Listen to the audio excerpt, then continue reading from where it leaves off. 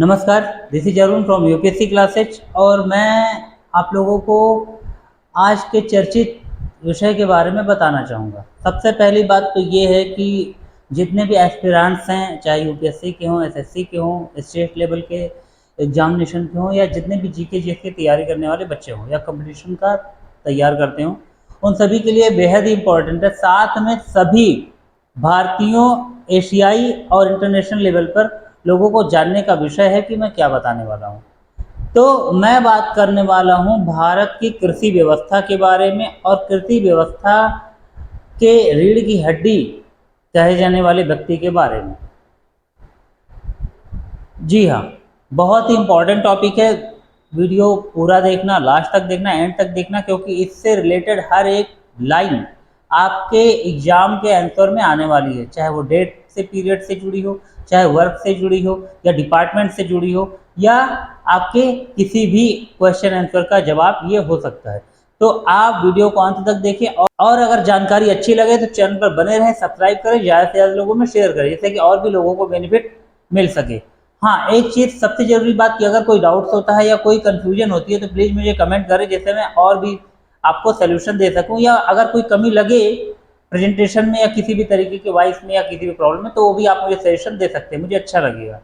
तो चलिए ज़्यादा लेट ना करते हुए स्टार्ट करते हैं, ठीक है।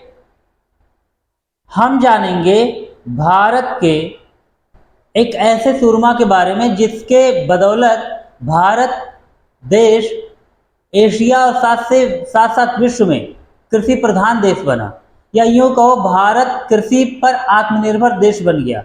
अब आप ये सोच रहे होंगे भारत तो हमारा कृषि प्रधान देश है, तो इसमें कहने बताने वाली क्या बात है। यह ऐसे ही नहीं बना, लोगों की परिश्रम से बना।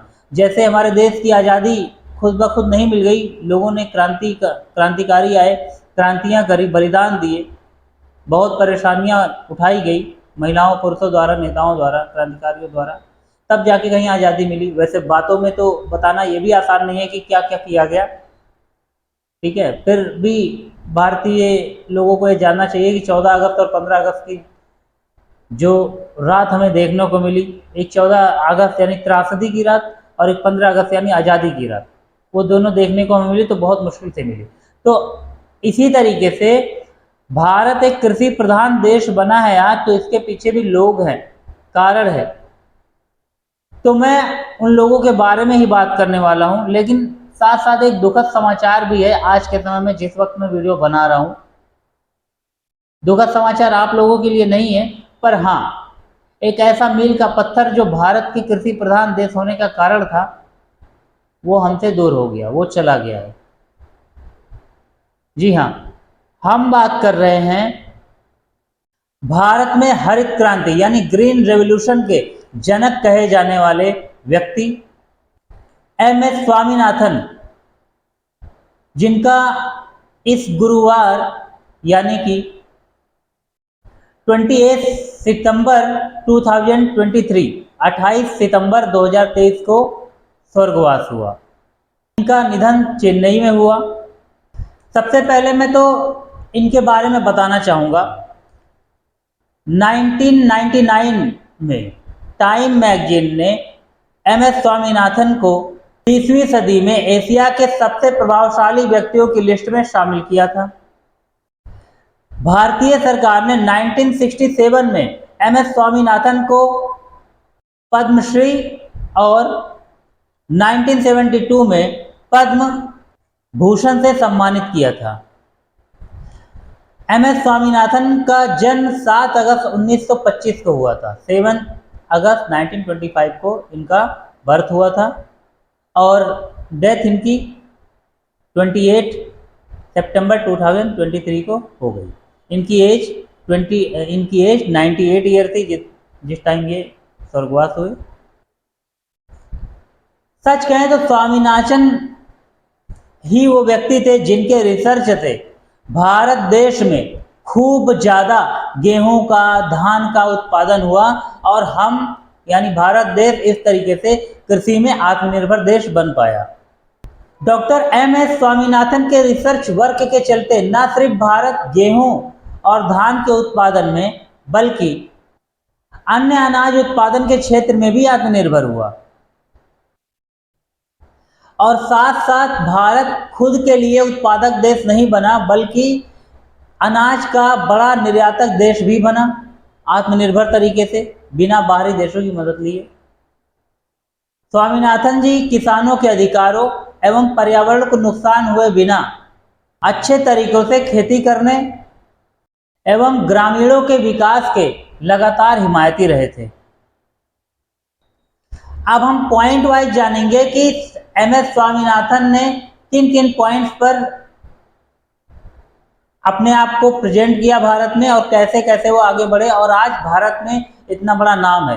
सच कहें तो मैं एक टॉपिक तो भी बता ही नहीं रहा हूँ ग्रीन रेवोल्यूशन के बारे में, मैं अभी जोर दे रहा हूँ एमएस स्वामीनाथन के बारे में, क्योंकि इस व्यक्ति की इस ईयर में मृत्यु हुई है और पक्का यूपीएससी में, एसएससी में, जीके जीएस के सभी क्वेश्चन में ये क्वेश्चन आने वाला है। तो आप ये मान के चलें कि बेहद इंपॉर्टेंट व्यक्ति थे ये, जो आपके एग्जाम पेपर में आएंगे। और दूसरी बात क्या है, हम सभी भारतीयों के दिल से इनके लिए रिस्पेक्ट और इनके लिए श्रद्धांजलि निकलनी ही चाहिए, क्योंकि यही हैं जिनके कारण भारत कृषि में आत्मनिर्भर बन पाया। मैं आपको और बताता हूं आगे कैसे। तो पॉइंट 1 है, 1960 में जब भारत में खाद्यान्न यानी अनाज का संकट उत्पन्न हो गया, तब नॉर्मन बोरलाग और दूसरे वैज्ञानिकों के साथ मिलकर एमएस स्वामीनाथन ने गेहूं की ज्यादा उपज देने वाली किस्म का उत्पादन किया, यानी एक ऐसे किस्म का बीज तैयार किया जिससे ज्यादा से ज्यादा गेहूं का बड़े दानों का उत्पादन किया जा सके, ताकि गेहूं की पैदावार बढ़े और भारतीय किसानों को और भारत देश को मदद मिले। इनका दूसरा रिसर्च था, दूसरे पॉइंट में आप समझ सकते हैं, इनका दूसरा रिसर्च था और उस रिसर्च के जरिए उन्होंने गेहूं, चावल, जूट के साथ साथ अन्य कई फसलों की ज्यादा उपज देने वाली किस्मों को डेवलप किया और इस तरीके से भारत में ग्रीन रेवोल्यूशन का एक आधार बना, एक जमीन बना। यानी जिस तरीके से गेहूं और धान की फसलों की बढ़ोतरी का उत्पादन हुआ और जो बीज की किस्म तैयार की गई, इस कारण ही हरित क्रांति भारत में संभव हो पाई, भारत में हरित क्रांति का आधार बन पाया, जिससे भारत में उत्पादन क्षमता अनाजों की, गेहूं की, चावल की बहुत ज़्यादा बढ़ी।